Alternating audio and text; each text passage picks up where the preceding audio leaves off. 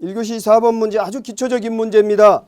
전기 설비에 역률 개선용 콘덴서 설치 시 기대 효과를 설명하시오. 그러니까 콘덴서의 일반적으로 원리는 어떻게 되겠습니까? 전기회로에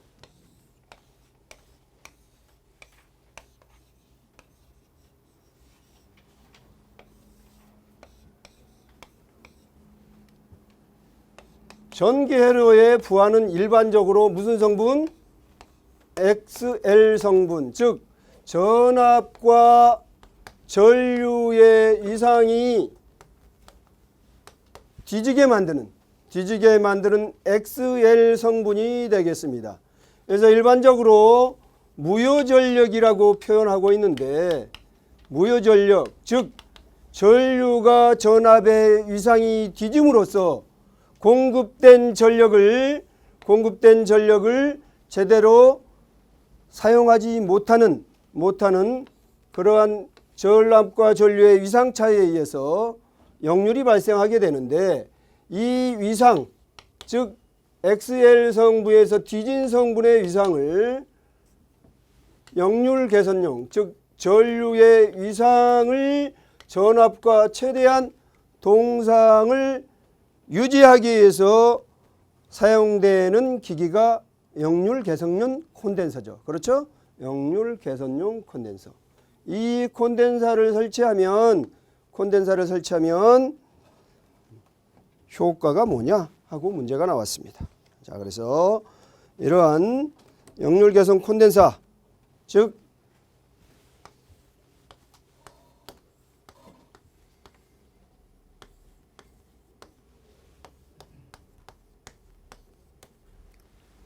역률 개선 코사인 세타1을 세타2로 개선했을 때 효과가 뭐냐? 거기에 관련된 수식들은 여러분들의 자료에 충분히 이론적인 배경을 설명해서 적어놨습니다. 그래서 크게 나누면, 자, 첫 번째로 보시면 선로 전류가 감소한다. 보시는 대로 선로 전류가 이렇게 감소한다. 두 번째로 변압기 손실과의 관계는 동손의 관계를 여기에 수식에 나와 있고요. 세 번째로 설비의 여유도, 즉 피상전력이 요만큼 공급을 해줘야 되는데 역률이 개선되면 같은 피상전력에서 요만큼 델타 P만큼의 설비를 더 사용할 수 있기 때문에 설비의 여유도가 있다. 거꾸로 얘기하면 이만큼 P1만큼의 유효전력을 사용하는 때에 때는 역률이 세타1이었을 때는, 여기에 세타1이었을 때는 요만큼 피상전력을 공급해야 되지만 역률을 계산했을 때, 요만큼 계산했을 때는 요만큼의 피상전력만 공급해도 충분하게 가능하다 하는 벡터의 의미입니다. 이제 동일 용량일 때는 유효전력이 요만큼에서 델타 P만큼 상승시킬 수 있는 여유도가 발생하는 거고, 또 동일 유효전력을 사용할 때는 피상전력, 요만큼의 피상전력을 공급해야 됐지만 역률을 계산하면 요만큼의 피상전력을 공급해도 동일 출력을 낼 수 있다 하는 의미의 벡터도가 되겠습니다. 전압강화의 경감 방식도 이 전압강화는, 선로의 전압강화는 역률과 관련이 있습니다. 그래서 역률을 개선함으로써 사인 세타 값 그만큼 줄어들기 때문에 전압강화가 줄어든다. 네 가지 효과를 간단하게 기술했습니다. 자, 1교시 5번 문제, 직류 2선식 전압강화 계산식을 유도하시오. 일반적으로 약식 전압강화 방식인데, 직류라는 얘기를 써준 얘기는 무슨 얘기일까요? 리액던스 성분을 고려하지 않아도 된다는 얘기입니다. 저항 성분만을 고려해도 된다는 얘기이기 때문에 일반적으로 사용하는 약식 전압강화 방식을 사용하는 전압강화식을 유도하라는 얘기가 되겠는데, 자, 저항률이라는 게 있습니다. 저항률. 도체는 모든 도체는 전류를 흐르는 도체는 전류가 흐를 때 전자의 흐름을 방해하는 방해 성분, 저항 성분이 있죠. 저항률의 단위는 일반적으로 어떻게 교를로 단위는 옴메타다. 옴메타. 옴메타라는 얘기는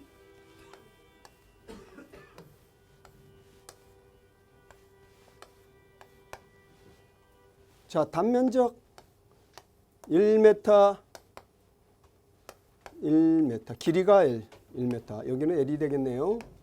여기 1m. 요게 1m, 즉 단위 면적 5m가 되겠습니다. 1m의 저항값이 얼마냐? 나타나는 저항률이 즉 1.724 곱하기 10의 마이너스 8승 5m가 되겠습니다. 거기에 나와 있는 대로. 그러면 여러분들이 사용하는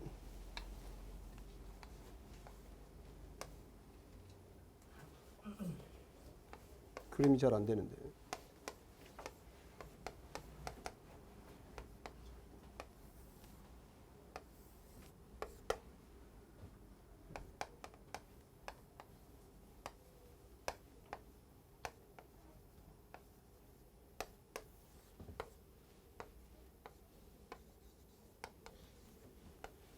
전선의 규격은 보통 어떻게 돼요?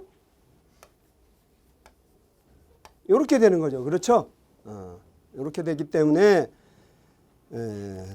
전압 강화를 구하는 공식은 뭘로 환산을 해줘야 되느냐? 단위를 이걸로 환산해 줘야 돼요. 그렇죠? 5m를 이렇게 환산해 주셔야 됩니다. 자, 도전율이라면 거기 지금 저항률의 역수를 나타내는 것인데 역수를 나타내는데 R은 이렇게 표현할 수가 있죠. 이렇게 표현할 수. 그래서 전선의 저항률과 도전율을 간단히 설명을 했습니다. 의미를 알고 설명을 드려야 되기 때문에 전압 강화는 선로에서 나타날 수 있는 전압 강화는 이 저항에다 전류를 곱해주면 되는 거예요. 그렇죠? 그렇게 해서 퍼센트 도전율이라는 얘기인데 연동선을 기준으로 해서 비교한 값을 퍼센트 도전율이라고 합니다. 연동선을 기준으로 했기 때문에 연동선은 100%, 경동선의 같은 경우는 일반적으로 97%를 사용합니다.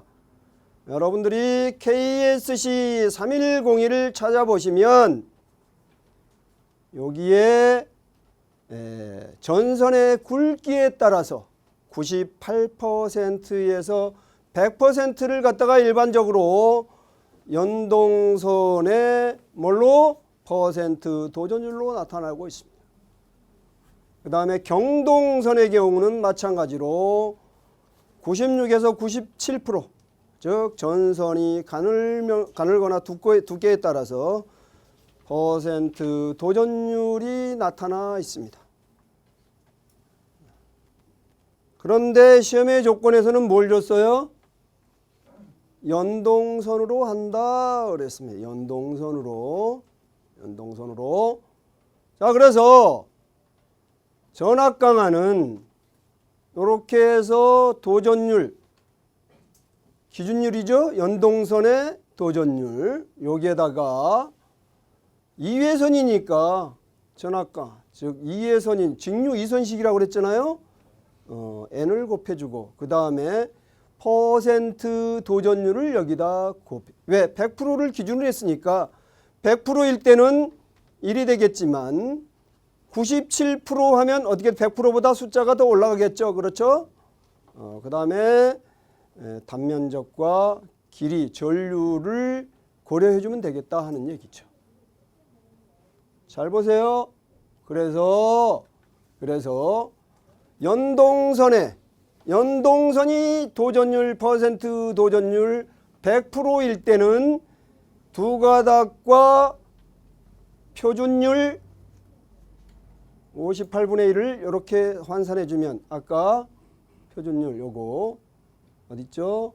0.724 곱하기 10의 마이너스 8승 5m를 지금 방금 설명드렸다시피 스퀘어 밀리미터로 표시하면 10의 마이너스 2승 이렇게 나옵니다. 그렇죠? 요게 나온 이유가 바로 요거는 5m고 다음 면적이 m고 요거는 밀리미터, 제곱밀리미터. 그렇기 때문에 수치가 이렇게 나온 겁니다.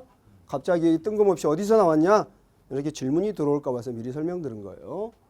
자, 그래서 나머지 길이와 S 그다음에 전류를 고려해 주면 이 숫자가 나오는 겁니다. 그렇죠? 두 번째로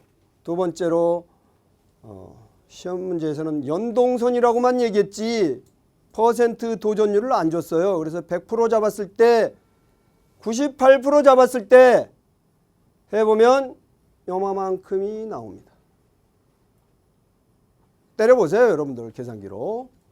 여기서는 넘어가겠습니다. 경동선의 퍼센트 도전율은 97%입니다. 그렇게 해서 똑같이 퍼센트 도전율을 97%를 적용해서 해보면 뭐가 나와요? 이렇게 나옵니다. 문제에서는 요 수치가 나오는 것을 증명하라고 그랬죠? 어떻게 됐어요? 그러면 상상은 여러분들이 하시기 바랍니다. 이제